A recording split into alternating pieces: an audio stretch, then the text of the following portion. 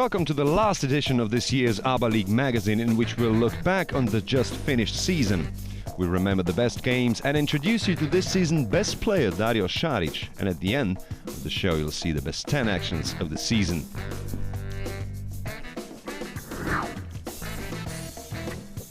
We'll start our review of this fantastic season of the ABBA League, in which the rules were of course the same in the regular season. There were 26 rounds, and of course in the end it was the Final Four tournament.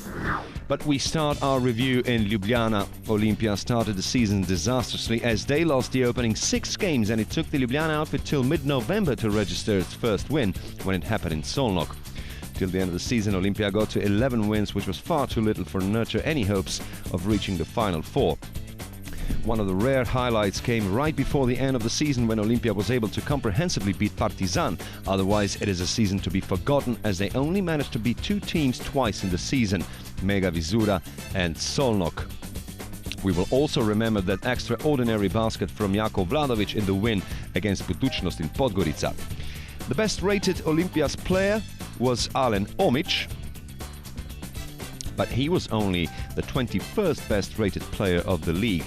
Their best scorer was Davidas Gailius, who averaged 12.6 points per game.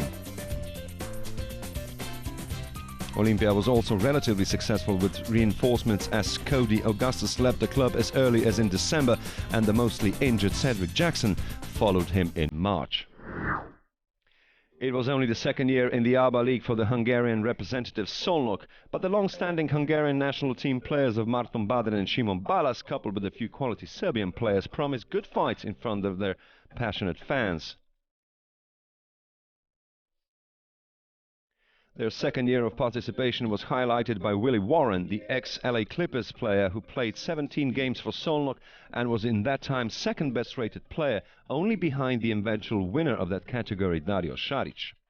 In the second part of the season, Justin Holiday and Strahinja Milosevic joined the club, who had previously undergone a coaching change as well, as Nedeljko Aščerić was sacked and replaced by his assistant Dragan Aleksić. The biggest win of the season came in the 11th round, when Szolnok managed to beat Partizan in front of their own fans, with Willie Warren scoring 20 points that night. But the player decided in March that he was going to continue his career at Virtus Bologna. Szolnok managed to win 8 times in the 26 games played, only beating Zadar and Shiroku with that tally, and has in the meantime decided it will have no longer participated in the league anymore and get succeeded by Levski Sofia in the next season. Igokea had a strange situation at the beginning of the season, as it was clear they wouldn't be able to repeat the fantastic feats of the year before. It was close to impossible to expect Igokea to be again first after the regular season and get to the Final Four, and that began to show early. Michael Frazier and Kedrick Dwayne Mays left the club in October, and almost at the same time coach Dragan Bajic left as well. First his assistant Milutin Latincic stepped into place, and then Vlada Jovanovic was appointed in January. The changes hadn't stopped there, as Gečešak, Galloway and Palkovic also left. In spite of all that turbulence, Igokea was able to finish 6th with 13 wins and as many defeats. The best player of the club was Nemanja Gordic. The 25-year-old Bosnia and Herzegovina national team player was 7th best rated player of the league, and with 16 points per game he was also 7th best scorer. Budućnost from Podgorica proved to be one of the best teams of the league in this season as well. Players did leave before the start of the season, namely Gerald Lee, Demakusi Boost and Strahinja Milosevic. That said, coach Igor Jovovic did manage to reinforce his team with the MVP of last year's regular season, Aleksandar Chapin, and William Coleman and Jalil Akindele adding to the center line of the Montenegrin champion. They also added Suat Šehovic from Kimik, who was eventually Budućnost's best scorer. The first big result of the season came in the 6th round, when Budućnost beat Crvena Zvezda 62-60 at home in Podgorica. Budućnost hit best form at the end of the calendar year, and at the beginning of this one, when they managed to win 4 times in a row.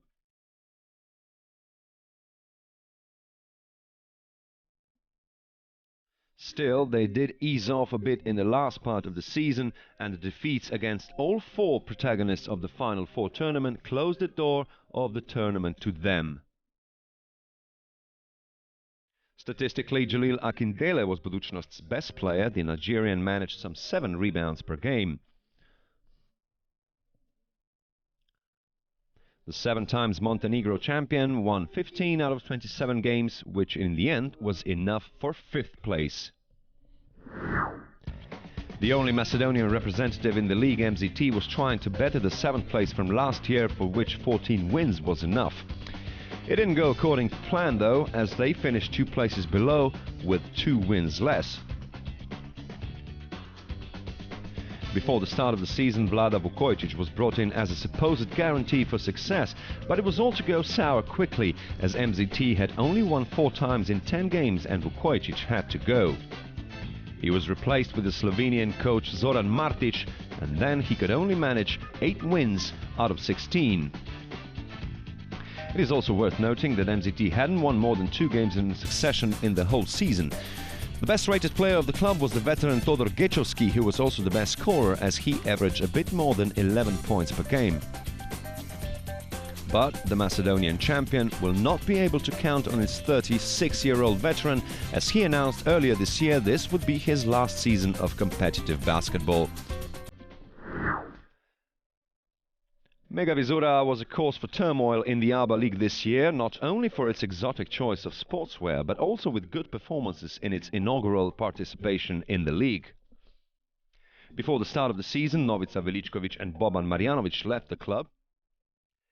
But it didn't start well for Dejan Milojevic's players, as the first 3 clubs they would encounter were all heavyweights of the competition, Cedevita, Partizan and Igokea. But after those 3 starting defeats, Mega did catch a good rhythm and managed to win the next 3 games against Krka, Zadar and MZT. Altogether, Mega managed 12 wins and 14 defeats, which is the same tally as Krka and MZT. Statistically, Nenad Miljenović was Mega's best player, but he did receive much help from the indestructible Ratko Varda, who was the team's best scorer, with slightly less than 15 points per game. In February, Novica Veličković returned to the club, but he could only manage to play 4 games and wasn't really able to contribute more to eventual club success. By all means, we can rate Mega Vizura's maiden season in the Adriatic Elite as successful. After the incredible last season when Radnički eventually lost to Crvena Zvezda by a single point in the semi-final of the Final Four, the expectations in Kragujevac were understandably high. But the coaching staff decided to radically rejuvenate the team, and the performances of course deteriorated. Radnički went through all season with a young team, with only Brkić and Marinović being over 30 years old. They did start well enough, as they won the first 2 games, but in the next 8 they only managed to win once, and it became clear Radnički will not be targeting the top spots this year. That assumption proved to be correct, as Radnički finished the season at 11th place with only 10 wins and 16 defeats, which meant they equaled their lowest finish after the 2009-2010 season. Still, 2 players managed to emerge. Muftao Yaru and Sava Lešić were both in the top 5 of the league regarding the players' index rating, while Sava Lešić was even the 2nd best scorer of the competition. It was one of the worst seasons for Široki in its history, and that after a fantastic start when a team coached by Damir Vujanović beat Crvena Zvezda at home. At that time, Boris Barać was the best player of the team from Herzegovina, but he seriously injured his knee at the end of November in the game against Krka. But Vujanović was too soon to lose his job, as Široki couldn't win for 5 games in a row, and it got replaced by Jakša Vulić. But even he didn't stay for long, as in February Ivan Velić was next in line for the Široki job. The fact is that all 3 coaches combined were only good enough for 6 wins in the whole season. Jonathan Jones was the standout player with 12 points per game, while Ivan Buva was the team's best rebounder with 6 rebounds per game.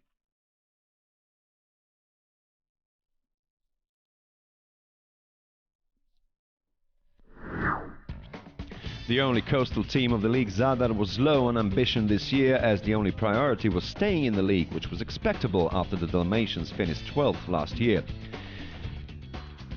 Zadar recorded 5 wins from the first 12 games, but then a crisis followed and the 18th round proved to be the last for Hrvoje Vlašić as the main coach. The club engaged Ivan Sunara, but that didn't turn out well as well. He remained coach until the 23rd round with only one win under his belt before Rajko Vidakovic took over. Vidakovic was also able to win only one game, but that was hugely important in Zadar surviving the drop. It was the last game against Olimpia, after which Široki was relegated. The statistics were also proving a really bad season for Zadar. Their best rated player, Josip Sobin, was only the 39th best player of the league, while their best scorer, Marko Šutalo, was only the league's 16th best scorer. Krka's biggest change before the start of the season was in the coaching staff, as Aleksandar Džikić took over. A couple of players also left the club: Jure Lalić, Uroš Lučić, Jako Vladović and Domen Lorbek. The new players who came in were Chris Booker, Zvonko Buljan, Jasmin Hukic and the playmaker Malcolm Armstead. Džikic's boys began the season with a win and a defeat, while in the third round they were able to surprise the defending champion Partizan. Krka was playing at two fronts, and it did show as they lost to Mega Vizura in the next round. There were some excellent moments in the season, especially at home games, while away from home their tally was much worse, as Krka only managed 3 wins away from home in the whole season. Krka had problems with injuries at key positions, as Malcolm Armstead was quick to pick up an injury, played only 6 games, and that's why they brought in Sani Becirovic as early as in December, but he wasn't quite healthy as well. The key players were Edo Muric and Jaka Klobuchar, both best scorers of the team, while Klobuchar was also the best rated player.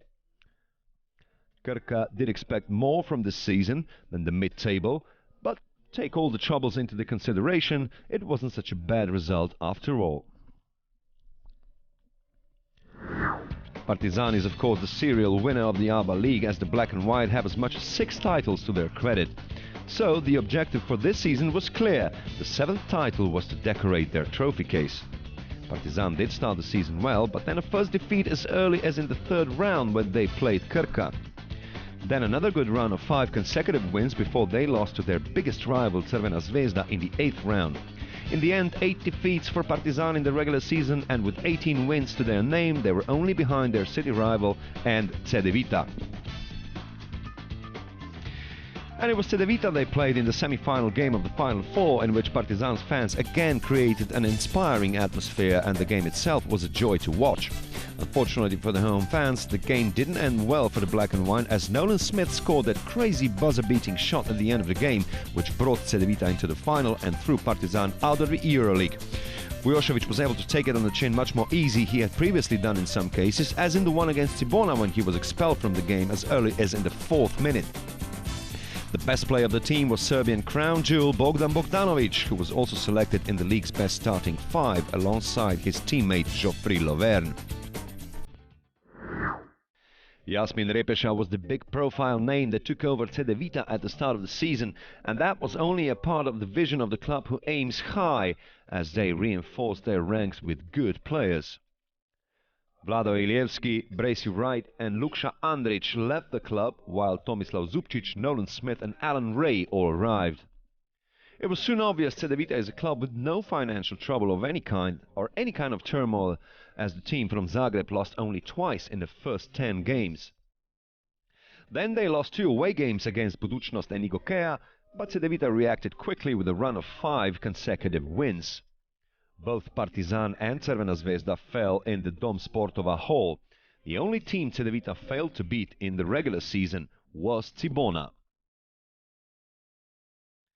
Nolan Smith and Yusuf Nurkic were the standout players in the regular season, as they were responsible for as much as a third of all the points.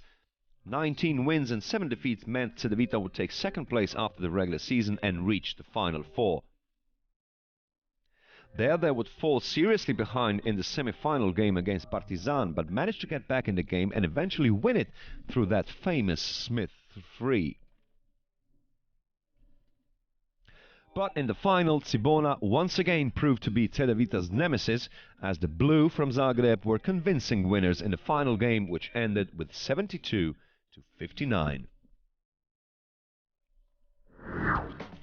There was a clear intention about Crvena Zvezda at the start of the season of reaching the very top, so it was a real surprise Crvena Zvezda managed to lose in the opening game against Široki. But in the end, it was one of only 4 defeats Zvezda suffered in the whole season, while in the meantime they had some fertile runs of at least 5 consecutive wins. Still, in the end, even 22 wins in the regular season wasn't enough to take the title, as they fell victim to the eventual winner Cibona, much to the amazement of the home crowd.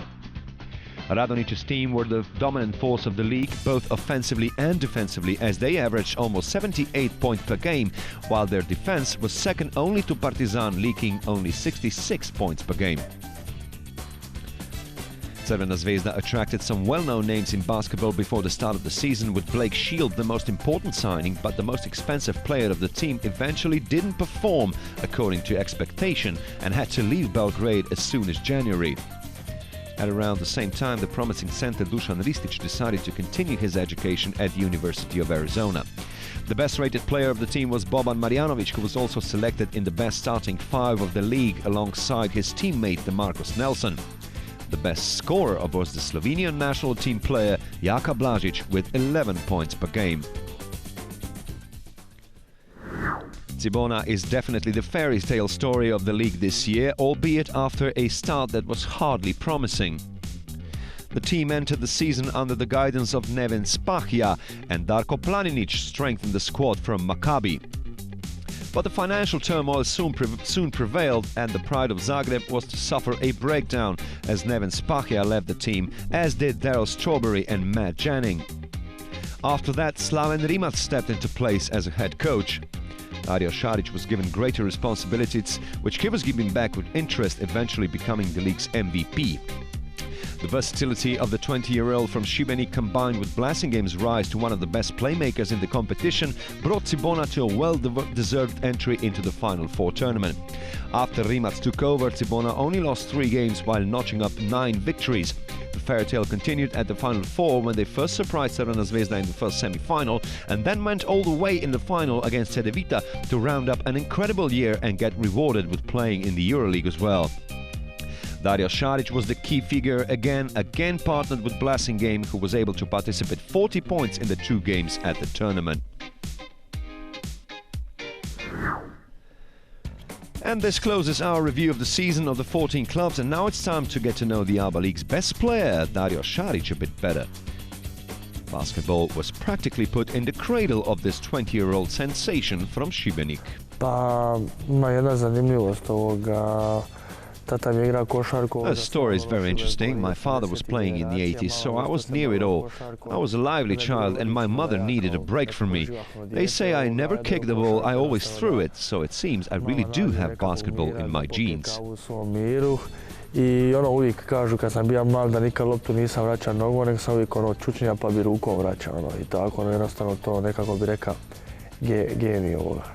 But Šarić's idol from the youngest age wasn't his father, but the legendary citizen of his birth town. If you take up any sport in Šibenik, you quickly learn about Dražen Petrović. After you have decided on the sport of your interest, you of course select your own idols. My father played with Dražen for a couple of seasons in Šibenka, so I got to know about him from stories, watching videotapes and reading articles about him. Of course, it's a special thing that we come from the same town. Uđem, kako bi to rekao, pod krvi ovoga, sigurno, još kad je vaš iz Šibenika, da sigurno ovoga posebna ovoga priča za mene. Šarić has shown he's a special talent during the regular season and especially at the Final Four, but because of his talent he's been exposed to pressure since a very young age. Of course there's pressure, and not just for the present but also for the future. That's the way it is. Maybe it's even better that I am subjected to pressure from a very young age. Some of the players are maybe facing a tougher transition into senior ranks because they haven't been subjected to pressure before. But if you have been, then you know how to deal with it. And how is Dario coping with pressure from the streets of Zagreb and Šibenik? Pa je sigurno onako lijepo ga, sigurno uvijek kad mlađaš ja sam jednog dana Of course, it's nice when you get asked to sign an autograph, as I have done the same. I'm glad I reached this level. There is also the responsibility to show the youth that not everything is about basketball, that you have to be a good human being as well. Inače u životu izdan u pravom svjetlu sigurno ovoga je ta odgovornost. Dario's profile has of course risen considerably after this season, so we wanted to know where he sees himself in 5 years. Pa teško mi je govoriti, mogu samo ono reći. Well, it's hard to say. Everybody's dream, my own included, is to play in the NBA one day. My whole life I have worked hard to play amongst the elite. It's no different at present as I play basketball out of love for it, and we'll see where that takes me. Se krene s ljubavlju i tako sad razmišljam, zapravo košarka, NBA, Euroliga, prava košarka zapravo ljubav. Tako i ja, uopće drugom se ne zamaram s tim, nego jednostavno to tako krene. In spite the fact he's bombarded with compliments in the last days, Dario remains firmly on the ground, also with regards to his own game. Pa sigurno, po mom mišljenju, treba bi ono For sure, I can improve my game on all levels. I have to focus on my mistakes and get better by it. I have to work on my shooting, my technique and my physical power. There are a lot of things. Postoji više elemenata ovoga koji mi treba jednostavno da dignem svoju razinu igre. There will be enough time for Dario to practice, as now is the right time to celebrate the title. And there are of course games left in the Croatian Championship as well. So after speaking to the league's MVP, it's now time to show you our selection of the 10 best actions of the season. At number 10 we have this alley-oop from the first week of the season, finished by Partizan's Terence Kinsey in the game against Igokea.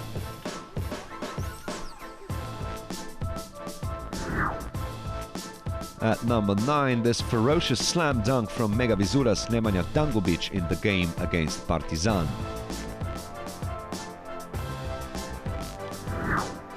At number 8, we have Jaka Blažić as he drove through and dunked nicely in the game against Olimpija. This is the game from the 4th week of the season. Another player from Crvena Zvezda at number 7 from the 7th round, the Marcus Nelson slam dunk from the game against Cedevita.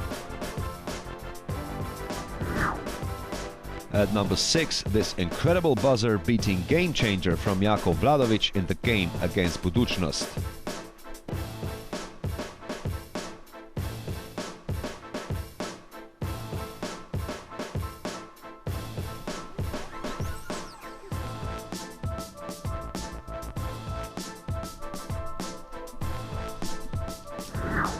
At number 5, we put this magnificent block from Krka's Edo Muric. That was from the 15th round in the game against Cedevita. Luka Babic at the other end. We continue our selection at number 4. It is the collaboration of the Cibona duo Blasingame Šarić.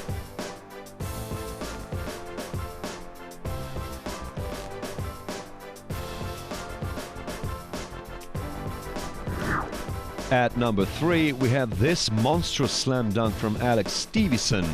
It was in the 17th round in a game against Partizan.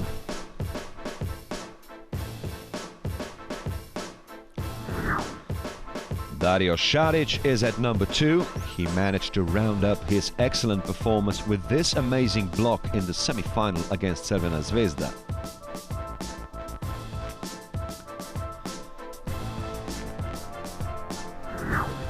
And of course, no problems in choosing our number 1 for the season, as the second semi-final was to be ended in a dramatic fashion with this Nolan Smith winning 3, which was of course the downfall of the defending champion.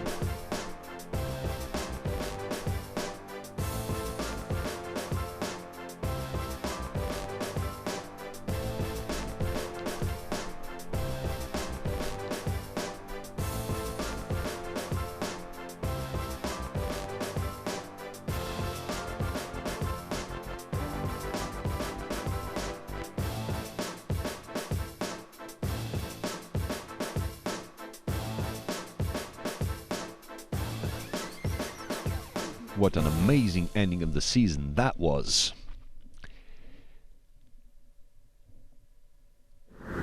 And so this concludes our review of another fantastic season. We hope you have enjoyed our company and the performances of your favorite players or teams. We will of course be back in the autumn, but until then, it's bye-bye from us.